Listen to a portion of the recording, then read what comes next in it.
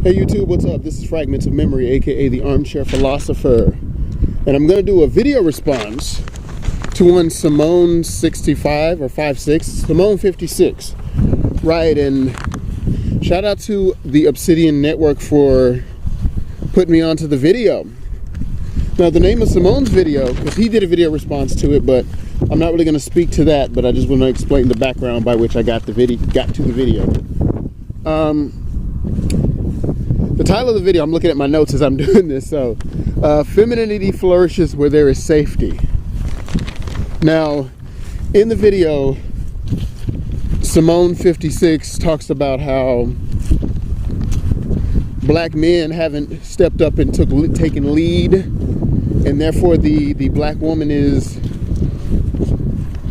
forced to not be feminine.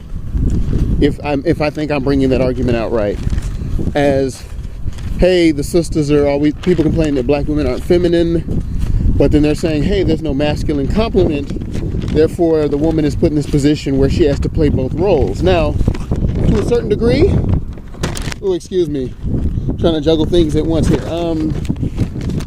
I can understand that women do need to feel safe. Well, hell, we all need to feel safe, but I understand that need for the lady. She has to feel like, hey, everything, he got me.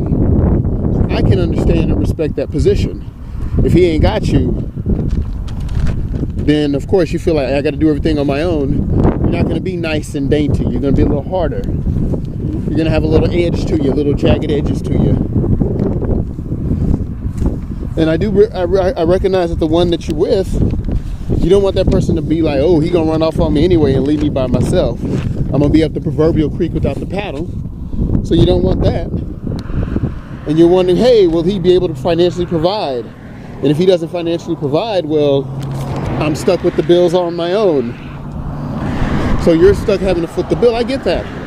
And I've talked with many black women who have had to deal with that particular situation. I get it. I understand. I respect that.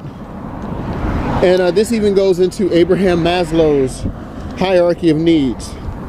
And basically what Maslow brings forth in his theory on his psychology is there are certain things that need to be met, criteria that need to be met before we can achieve self-actualization. There's food, clothes, and shelter, safety, and I forget offhand what the others were, but then the final in this pyramid was self-actualization. So when we're in a survival mode, and I think black people in general, we are in a survival mode, most of us are in that.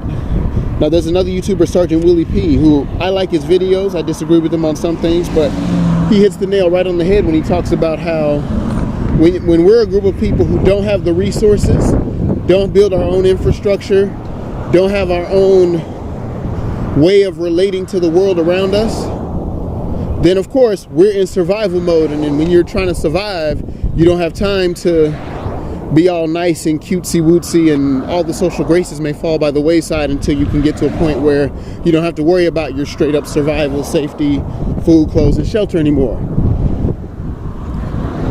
And that makes the people harsh. Now, so I can kind of get where he's coming from. But the thing is, because we don't control the infrastructure, because we don't have anything, so, you know, in the case of the black man, I'm stammering here, but bear with me, please. In the case of the black man has had to deal with chattel slavery, then Jim Crow, as well as the black woman, but the black man has been hit harder by it in the sense that even today, a black woman can go out and get a job, and she can be supported by the government. If she falls on hard economic times, where the black man, it's a little bit harder for him to get a job. It's a little bit harder for him to get out here and do what he's got to do. And then a lot of times, a black man doesn't see a black man in action. He sees a black woman in action. He sees a white man in action, a white woman in action, some other man. There is no black patriarchy to speak of. That's another thing that I kind of see eye to eye with Sergeant Willie P on is, without us as black boys seeing black men in action, where are we gonna get the guidance and the inspiration, etc., etc.? We're not. We're basically gonna follow mama lead.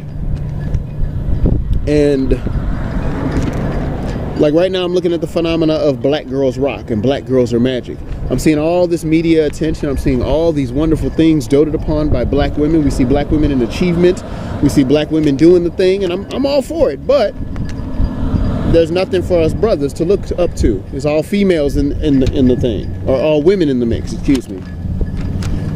And another thing that was brought up by a YouTuber named Black Privileged, that kind of ties into this a little bit. He formerly went by the name of Sticky Finger. Shout out to him. One of the things he said talked about was, not only are we competing with someone else's patriarchy, we're competing with their fraternities.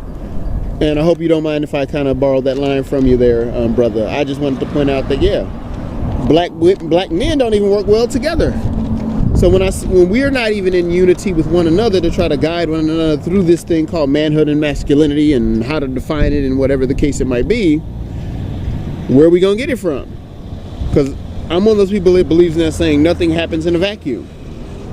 So if nothing happens in a vacuum, that means something had to cause something else, which triggers something else. And I find it disingenuous for Simone56 to try to put it all at the head of the black man. Now, don't get me wrong, yes, I think we got a lot of work to do. We got a whole lot of work to do, but I feel as though this video, she was throwing brothers up under the bus. Like, ooh, there's that 1215 bus, boom, and kicked us out in the street and let the bus run us over. And that's sort of what I saw with this sister. And then she got into the whole Christian, you know, God is the head of man, man the head of woman, etc., etc.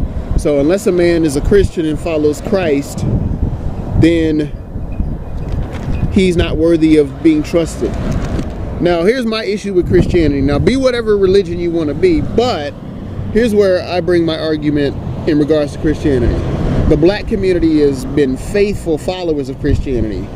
We have prayed the hardest. Go to any black church, and I'm a product of the black church. Go to any black church on a Sunday morning. Church be lasting 3-4 hours. People are straight dancing, singing, sliding up and down the aisles. Got sisters quoting Bible scripture after Bible scripture after Bible scripture, and the black community is still in a dilapidated state, excuse me. The black community is still struggling. The black community is still at the bottom of the totem pole. Even immigrants that come from other countries, they can set up shop in the black community, make money off the black community, and live in a better neighborhood. And I see it all the time. So, with that being said, what has Christianity done for us? Now, and then when we go to church, the black pastor is all but more willing to exploit the black community, and he's black like you, and then doesn't even live in the neighborhood you live in, but you're paying your tithes and your offerings very faithfully. So